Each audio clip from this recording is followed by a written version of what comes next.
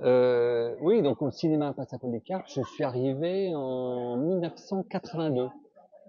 J'avais 16 ans et j'étais juste allé voir un ou deux films avant, deux films je crois, La Roue de Abel Gans et puis un Cocteau. Et j'avais envie de travailler dans le cinéma. Je me suis dit peut-être ils cherchent des bénévoles, bon, parce que ça avait l'air d'être un cinéma quand même qui avait besoin aussi peut-être d'aide, qui n'était pas du tout commercial. Et donc j'ai téléphoné comme ça, en prenant le numéro. Je suis tombé sur Guy Lugani, qui m'a dit oui effectivement et qui m'a très bien accueilli dans la cabine. Et c'est comme ça que je suis entré. C'était janvier-février 1982. J'avais 16 ans. Et j'étais un peu un des premiers bénévoles, je crois, parce qu'il y avait quand j'ai rencontré l'équipe, c'était vous, donc Georges Ray, il y avait Gérard Nicolas, Marie-Louise, enfin toute la bande, Michel Pestler, etc. Donc, et j'étais le petit jeune de 16 ans, là, comme ça, avec des adultes, hommes et femmes, au moins une trentaine, enfin, de trentenaires, quoi, disons à peu près à l'époque. Et moi qui n'étais pas très bien dégrossi, c'était assez impressionnant d'être quand même avec une équipe où j'étais vraiment accepté comme j'étais. Et c'était assez étonnant pour moi. Ça m'a aussi fait bien mûrir. Et puis, quelques temps après, ils sont arrivés vraiment d'autres bénévoles. Hein. Il y a eu toute la bande après, Stéphane Robert, Annie Verdier, Gilles Besson, Jean-Christophe Poche, toutes ces personnes, Jean-François Forge, tout ça. Voilà. Et donc, ce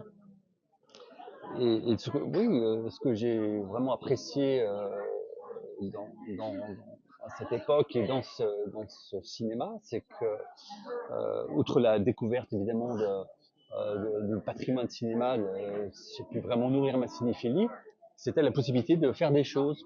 Il y avait vraiment un accueil des initiatives personnelles. Et ça, c'est vraiment rare. On ne se rend pas compte à 16 ans, mais après, on voit dans la vie que c'est rarement le cas. Et voilà. Et donc, c'est là où j'ai découvert dans ce cinéma, le cinéma de Jean Eustache, par exemple. Moi, j'étais arrivé avec un bagage de Sergio Leone, Cocteau aussi. Et donc, on prend donc la première chose que j'ai pu faire, c'était un festival Jean Eustache, quasiment complet, pas tout à fait. Et alors, les dates, c'était en 86. Ouais, c'était en mars-avril 86. Et là, c'était étonnant aussi. On avait peu de moyens, donc on se débrouillait. Et moi, je me souviens à l'époque, 86, j'avais une vingtaine d'années. Je suis allé en stop à Paris, enfin dans la région parisienne, voir le fils de Jean Eustache. Bon, c'était pas Boris Eustache, c'était Patrick Eustache, son frère. Et c'est comme ça qu'on a pu dégager la plupart des copies de ces films qui ont après été programmés cinéma opéra et cinéma Passapolica. Voilà. Et puis ensuite, il y a eu Jean Cocteau, le festival Jean Cocteau je rêvais de faire. Et il y avait des événements qui se passaient à l'époque. C'était le centenaire de la naissance de Jean Cocteau en 1989. Et Jean Marais donc venait à Lyon faire une pièce de théâtre qui s'appelait Cocteau Marais. Et on a profité de l'occasion pour programmer. Donc, voilà, j'ai cherché les films, tout ça. Et il y avait les 6 films réalisés par Cocteau, plus les films où Cocteau a collaboré en tant que scénariste. Et donc, on est arrivé à peu près 18 films. Et donc, c'est assez étonnant, assez magique aussi de voir comment, donc, de rencontrer Jean Marais, de l'inviter. Donc, je lui ai écrit, il m'a répondu. J'ai vu passer une heure avec lui, à un moment donné, tranquille avec ma copine de l'époque, Natacha. Et ensuite, ça bouge un peu. Et ensuite, bon, il est venu le 21 avril présenter La Belle et la Bête.